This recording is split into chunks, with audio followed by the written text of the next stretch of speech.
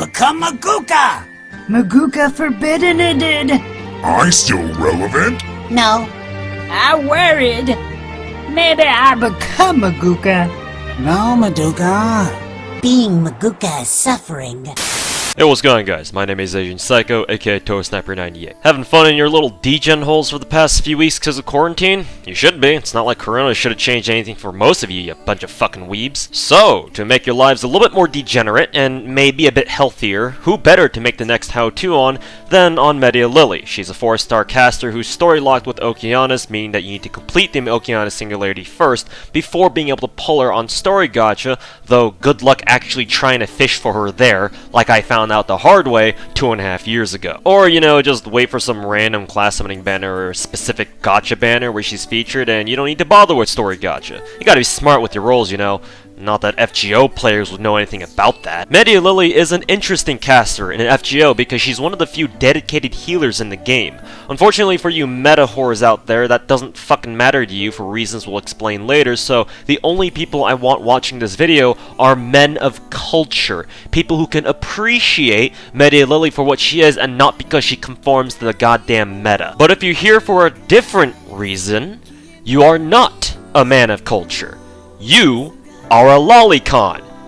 Get out! Okay, so now that we've taken out the trash, let's talk about everyone's favorite pancake enthusiast not named Paul Bunyan. Let's look at the broad picture first. Magica Alter is yet another support caster, and she's got the stats to suggest this with a very high HP rating of over 13k, which some may even call thick. But given that it's Media Lily we're talking about, maybe that isn't the most appropriate choice of words that we want to use here if we don't want some sirens outside our houses, just like what probably happens whenever Azure Lane's official Twitters post a skin for one of the lolly boats. It's bad enough already with quarantine all over the goddamn planet. But with an HP rating that makes her beefier than the male servants with lower rarities than her, she's got a correspondingly low attack rating of only around 7700, with caster class damage mod making that shit even worse. So don't be going around trying to solo shit with her, cause that shit gonna take way too long. Trust me, I've done it before. You can go watch a 2-hour-long Media Lily solo against full power Kiara that I did during CCC last year. I don't know why Reddit loves FGO stall memes so fucking much, cause they're dumb as fuck. Ooh, look how much skill it takes to press buttons for 3 hours. Let me just post this shit on the subreddit and see how many upvotes it gets. Her raw MP gen ain't the best either. Sure, she's got 4-hit arts cards, which is nice, but per individual arts card, she ain't gonna be generating much, thanks to her 0.4% MP gen stat on attack. Territory creation does help a little bit, and in cases where you're lucky or unlucky enough to get a lot of her arts brave chains, it'll certainly make a difference. But generally speaking, her primary way of charging her MP is going to be with arts chains, so if you're looking to use her often, be prepared to fish for as many of her arts cards as possible. Luckily for you, Kyoko Alter has a skill that gives her a truly thick chunk of MP charge, so thick, in fact, that she's one of the few insta-charge servants in the game, and that's her first skill. It immediately charges her MP gauge by 80 to 150% on a 9 to 7 turn cooldown. Note that at SL4, Media Lily is able to charge 101%, so that's her insta-charge threshold. So if you plan to use her at all, and I really do mean this like at all, get her first skill to 4 as soon as possible. Which you should be able to do because all it costs is a bit of QP and gems. What do you mean you don't have enough caster red gems? And because this is her first skill, this actually enables some FGO esports memes with her where you can keep a copy of her at level 1 to use as a debuff remover and debuff resist buffer, though most people don't bother using Media Lily for this because BB exists. You might be wondering to yourself by this point, hey Tuhu, so like, since SL4 lets Media Lily insta-charge her MP, is there even a point to getting this skill maxed other than maybe if you're planning to grail her? Why does it go all the way up to 150% charge? Like, what's the point of that? What gives? That's a good question, and it's not something that a lot of people talk about, so if you're one of the few big brains in the comm section who did, let Media Lily give you a pat on the head because you're already a better player than 99% of the general player base who don't even bother using her at all. But I'll answer that later when we start talking about her MP. Her second skill is a party heal. It heals everyone by 1000 to 2000 HP and removes all the poison debuffs on them if there are any. After its buff, its healing increases by 1000, so now it heals from 2k to 3k on a 7 to 5 turn cooldown. The poison removal is, well, let's just say that for the most part, you're not going to be using this skill for that specifically. Poison is actually a rather common debuff, but the thing is that in the vast majority of cases where you actually encounter it, their sources are normal story mobs, like those primordial dragon things that you fight in Babylonia, or maybe the zombies during the K&K event. And the poison debuffs, while they're certainly annoying at times, usually aren't threatening enough to warrant having to bring Media Lily just for the expressed purpose of poison clearing. That could change in the future if DW decides to push like a heavy poison meta into the game where enemy servants start spamming poison debuffs at you, which is definitely possible since we already have quite a few servants who can poison, but then again, even if that happens, poison is a debuff, and anyone with debuff removal, not just Media Lily, can counter that anyway. Unless of course they just stack a whole bunch of unremovable poison debuffs on you, then fuck you DW. So yeah, it's about as useful as DW giving us Rider Gems or 1-star foes as social media campaign rewards. Yeah, sure, I guess it's nice, but how useful is it, really? The buff on the heal, though, is very nice, and it makes her healing just all that much better. It's on a relatively quick 5-turn cooldown, too, and as I've emphasized before with Fluffy Tails, buffs to your healing means more healing output over time. Her third skill increases one ally's healing received by 50 to 100% for 1 turn on a hilarious 10 to 8 turn cooldown. The vast majority of skill cooldowns in this game range from your typical 7 to 5 to your longer 9 to 7, so the fact that DW actually bothered to give Media Lily, a year 1 servant, a 10 to 8 turn cooldown on one of her skills means that they were legitimately scared that she would accidentally turn out to be a broken support caster with all her heals and shit. No.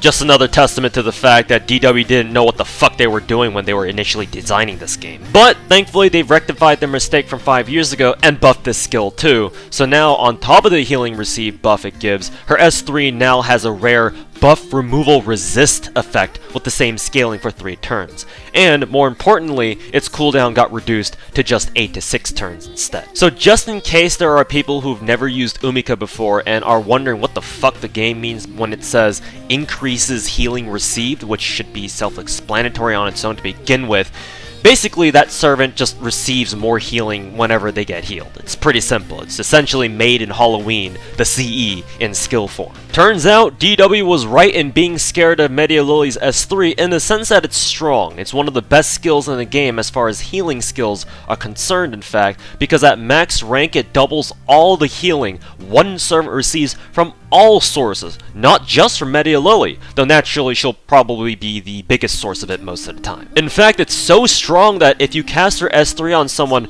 and then use the rest of her kit to heal them, in most cases, even at MP1, she'll be overhealing them, and unfortunately FGO doesn't have an overheal mechanic, so she can't dock people before they go out spawn peeking with the boys, so there's no point in doing that. The purpose of her S3 then, because you can't overheal in this game unless your name is Best Rinface, Cocksucker, or Rice Gum, is to allow you to stagger the use of Media Lily's utility. Since she's got 2 independent sources of heals, both of which are pretty chunky at high skill or MP levels post buffs, using them together oftentimes results in the situation that I described just earlier, where you're gonna end up wasting heals and burning her kit all at once. So her S3, because this effect is so strong, lets you use only one of her heals at a time to allow you to be more efficient with her healing. Let's say that you've got a servant who's pretty hurt and could use a heal, but using Media Lily's MP would be too much, right? While her S2 would be too little. This is where her S3 becomes Little Red... Little Blue? Riding Hood? Boletta Alter? And make her S2 heal just right, so that you can save her MP for a later time when you really need it. Or, conversely, you can pair it with Media Lily's MP for absolutely chunky heals in case you're bringing a milk tank like Jean and she's getting milked pretty hard.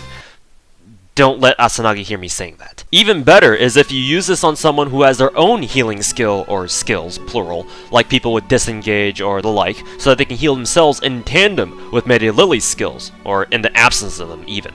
Just don't bother trying to use on Enkidu though if he's got max skill levels. I think his 10k heal is good enough. Point is, Media Lily's S3 is what lets her heal your team at multiple points throughout a fight for more sustainable healing support. And for someone who can only mildly spam her MP outside of a proper arts team, this is critical in helping her maintain her gameplay. And now that it's gotten buffed, the buff removal resist effect is nice too, I guess? Though to me it feels like it's in a pretty similar situation to her S2's poison removal thing, where it's theoretically good to have, but in reality you're not really gonna be using it for that purpose at all.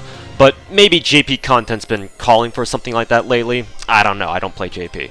Personally, I think the cooldown reduction is the clearly superior buff between the two that the skill got, because it directly contributes to Media Lily's healing output, and I guess that of others too. She's also got two passives, Territory Creation B and Item Construction B. Yeah, thanks DW. Imagine giving Item Construction as a passive to a servant who has no fucking debuffs. I'm a bit sad.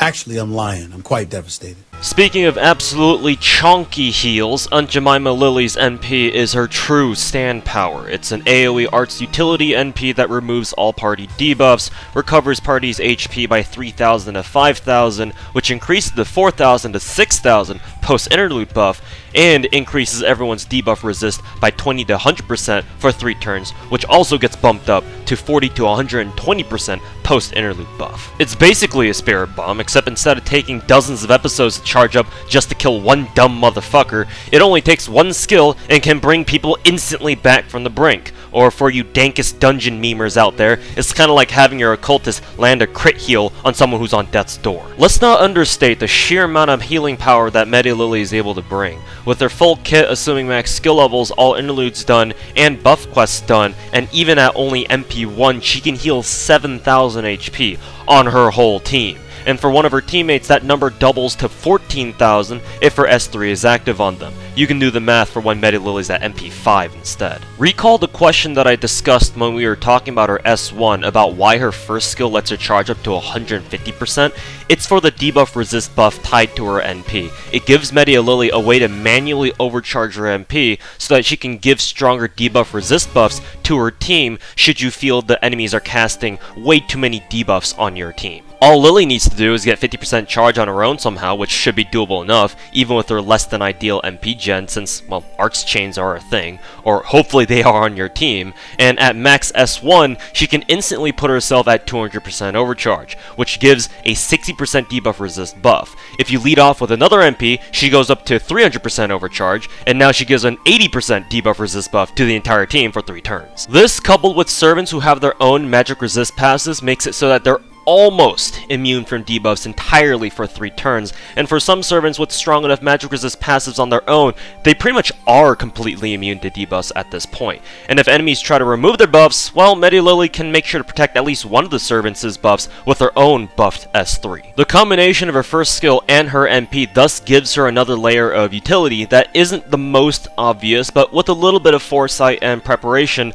the world's cutest yandere magical girl can be the potential vaccine to FGO's version of the coronavirus known as debuffs. Now you know why Media uses a knife when she's older. Because of that, and the huge healing numbers that she can put up, Media Lily isn't just your typical healing support caster. She's a proper burst healer who can heal just about anyone back up to full HP, no matter how much damage they've taken, and help them guard against debuffs afterwards. You could argue that there are other burst healers in the game as well, but no one does it as well as Media Lily does, because her entire kit is focused solely on healing and sustain. She's basically the heal bomb in FGO. But unfortunately, just like the heal bomb in FTL, she's not used much, if at all, by the player base at large. Now, why is that? Why is a servant who can literally heal anyone for potentially all their HP, the entire team at once at that, not really used all that much? The answer is pretty simple, and most of you already know whether you actually did or not, because y'all don't ever fucking use her anyway, and it's that she doesn't fit the meta. Yeah, I know, meta. Blech. who the fuck gives a shit about that, right? Unless you're one of those fucking fake meta memers in NA Helper on the subreddit, or if you're one of those people who goes into every single FGO Discord server they can find to ask who they should pick for their free SR ticket, which is basically all of you. But I'm not talking about that kind of meta, in the sense of, oh, who's the best and who's the worst. No, forget about the tier list for a second, because most of them are hot garbage anyway. We're just talking about how Media Lily fits into the game, and the general direction that it's taken over the course of the last few years. Her biggest flaw is the fact that she over-specializes in healing. I've mentioned before that FGO's meta actually favors servants who have kits that specialize them against certain types of enemies, because you need to deal with break bars and high HP enemies a lot these days. Though as of late, I'm not sure if that's really the case anymore with these two motherfuckers running around now. But specialization is very finicky when it comes to servants whose roles are more support-based than damage-based. Mr. Worldwide is considered the best support caster in FGO because his skills benefit everyone and are universally applicable. And if you want a 4-star example to match Media Lily, just look at My Chemical Romance, who I oftentimes call a 4-star waiver. Cock and Balls specializes in supporting Buster servants, of course, but because his MP is such a good sustain tool and, well, Illusion is an easy game, easy life button, he can easily be used outside of his Buster support niche. Fluffy Tail is an example of specialization that usually limits her in one type of team, that being arts, but because she's the only one in the game whose MP reduces skill cooldowns, she dominates the arts meta uncontested, so her specialization is, needless to say, pretty damn strong. And, well, Scotty doesn't have an MP. While over-specializing in healing does have its perks, those perks don't include damage buffs of any kind, which you kinda need if you want to clear quests in any reasonable amount of time, and not sit in one of them for 2 hours because your only support caster is Media Lily. Healing is great and all, but Herc ain't smacking bitches any harder because of it. The fact that she provides nothing other than sustain makes her quite awkward in the game's meta in this sense, because it's easier and faster to just kill your enemies outright than to stall them out, and you already know what I think about those dumb fucking FGO stall memes that people do sometimes. Media Lily is there to fix the mistakes that you make with your team, but she doesn't do anything to help the team hit the big damage numbers or otherwise make the big plays, unless of course you try to finesse with her debuff resist overcharge gimmick or something. Her second biggest flaw is that while her heals themselves are massive, her teammates need to be alive in the first place for them to be at all useful. And in a turn-based game like FGO, where once it's the enemy's turn to attack, you can't stop them from attacking unless they themselves choose to burn an action on popping a skill. Once your servants' HP bars hit 0, unless they have Guts active, they're fucking dead. Oh shit! Holy fuck! He's fucking dead! And Shiro's already told you that for the past 14 goddamn years. And it's not like Media Lily has a defense buff in her kit that helps her team stay alive a little longer, so that enemies don't hit as hard, and neither is her name Irzveal, so unless your team has servants who can bring their own defense buffs, there's nothing that she has that mitigates incoming damage, and we're at the point in the game now where bosses, and even some mobs too, can slap the shit out of your servants and yeet them with a crit or two. Her third biggest flaw, which isn't even her own fault at all, is the fact that she's a support caster in a field where Waver and Tamamo exist. While those two can't match Media Lily's raw healing output, obviously, they do have a whole ton of other utility that Media Lily can only dream of having, and ultimately, to be a viable endgame support caster, you can't just do one thing extremely well. You gotta have a lot of tricks up your sleeves to help your team out in as many critical ways as possible. Or just have a targetable 50% battery. Yeah, I guess that's fine too. So now, we spent some time talking about game meta and how Media Lily doesn't exactly fit in it. And now we're gonna completely disregard all that shit because you're not here to listen to some rando on the internet talk about the meta. No, you can't just bring Media Lily against full power Kiara and solo all 4 of her break bars. What are you doing? You're here because you saw a cute anime girl on the thumbnail of this video who looks like she should be in another gacha game by the same publisher and want to listen to the dude who made the video talk about how she's the best shit since sliced bread. Which isn't exactly what I did, but good enough. And so the meta doesn't exactly apply to you. Or at least it shouldn't. Again, if you're not one of those idiots who lurks in NA help on the subreddit Discord giving out bullshit advice. So how should you be using your very own Greek sweetie pie? Or sweetie pancake, I guess. Again, it's actually very simple. Just bring Media Lily into fights where you don't want your stronger servants to die. At least not as quickly.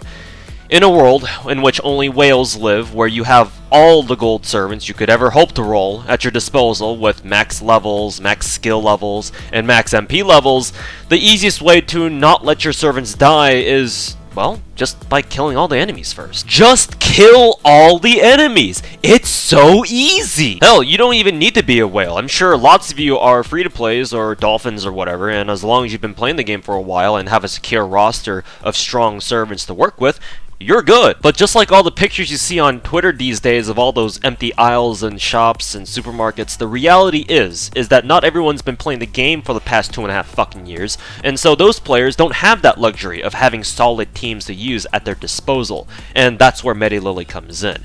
As long as you're not going up against enemies who'll just headshot you through smoke at double doors when you're crossing over to B-Bomb on Dust 2, she's really good at making sure your servants don't die while they card everything to death because you don't have scope or ghetto scope. For small fights like those, or hell, even for event node face carding if you have to, and God forbid you had to face card during Saber Wars rerun, oh boy.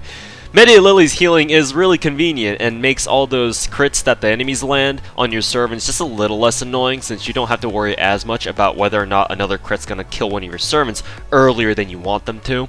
And because Lily also has some late game utility, you can bring her into some boss fights, though obviously you'll have to be careful with which ones you bring her into, not because she can't handle it, but because what she offers isn't what your team would need to clear that CQ or story fight. It's for this reason that Lily is a lot like Abby, as they're both servants who provide a lot of benefit to newer players with smaller and less developed accounts. Wait a second. Lily likes making pancakes, Abby likes eating pancakes. Lily and Abigail meta confirmed? Mahou Shoujo Media Magica pairs well with servants who can keep themselves alive with their own skills and those who don't have their own debuff removal skills. She also goes well with servants with a lot of arts cards, naturally, but even if there isn't, everyone could use a good heal or two at some point, and she can instantly charge her MP to full on her own with a single skill, so at the end of the day, Lily doesn't really care who she's with, so long as she gets to hunt more demon pillars to make pancake mix with. Because of Zelda's long-lost cousin's specialized role as a healer, your CE choices for her may be a bit different than what you're used to. Yes, you can give her the usual art CEs and such, since she is an arts-based caster still, but concentrate on giving her CEs that boost her MP generation rates, since anything you can do to increase it is gonna go a long way to helping her recharge her MP whenever her S1 is on cooldown. Recall the synergy that I mentioned earlier between Lily's first skill and her MP, and how she can get herself up to 200% charge easily. If you give her Demonic Bodhisattva, and it doesn't have to be limit broken either, with a maxed S1, she can instantly give your team 100% debuff resist for 3 turns. I don't know how many times you'd ever find yourself thinking that's a viable strategy for a challenge quest or whatever, but just some food for thought in case a situation like that actually does crop up. She's also one of the few servants you could actually bother using some of the healing CEs on, but if you're planning to give her one of those, you might as well just use her Bond CE, which appropriately is called Infinite Pancakes. In a game that's plagued by shitty Bond CEs, Lily's Bond CE is one of the small number of bright beacons of hope that maybe, just maybe, there exists a timeline in which GW can actually take the time to not make shitty Bond CEs that are worth using over gacha CEs.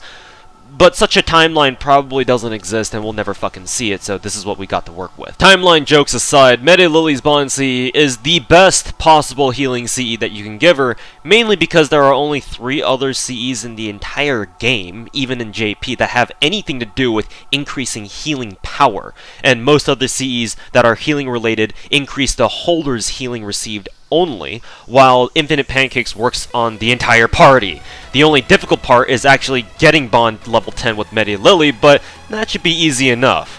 Well, what do you mean it takes you a full year to hit Bond 10 on a single servant? In summary, Chunibyo is arguably the best healing support in the game, with her kit almost entirely focused directly or indirectly on healing her team. She has the ability to easily bring her teammates back from the brink if they take enough damage, and can help the team ward against enemy debuffs in case they don't have debuff resists or debuff immunities of their own to work with. Unfortunately, the cost of this kind of specialization is her lack of other types of more immediately immediately effective and relevant utility like hard defense skills and damage buffs, and she's not Anna, who can use her heals to kill enemies either, so she's generally ignored in favor of the more popular supports. But in case you don't have those other supports, but you do somehow have a Media Lily, which I don't know how that would be possible under normal circumstances, unless you fucking degen roll story gotcha a bit too much, then you're probably the type of player that she'll be the most useful towards. Make sure to bully all the demon pillars, especially Barbados when he returns to NA next year for case files. Make a lot of pancakes, and burn your first copy of Jason when you pull his ass from the friend point gotcha next year. Also, make sure to give the older Media a little tease or two with her, but don't let Lily get too close to her rule breaker. Oh, and DW, give Media Lily the MHX treatment. Buff her first skill. That's all that's left. Give her charisma. Give her an arts buff. Give her something good. Come on, DW. I know you want to do it. Don't lie to me. And that's all you need to know about Gender Bent Moon. It's blue. Thanks for watching. Lost Belt 1 should be coming up pretty soon, if it's not out already by the time this video goes up, so I hope you're all looking forward to fucking bullet farming. A bit of shilling here at the end, which I've only done like once or twice before in a video like this, but in case you're wondering what I do whenever I'm not making videos, it's writing fanfictions. The two that I'm working on currently are a Quintessential Quintuplets one and an FGO one, appropriately. Link to my fanfiction.net profile is in the description, so please go check them out if reading fanfics is your thing. If not, that's fine too. Thanks for listening to me shill, and of course, stay safe, wash your fucking hands, and keep being a disgusting weeb. Next video is on everyone's favorite sushi, Musashi. Deuces.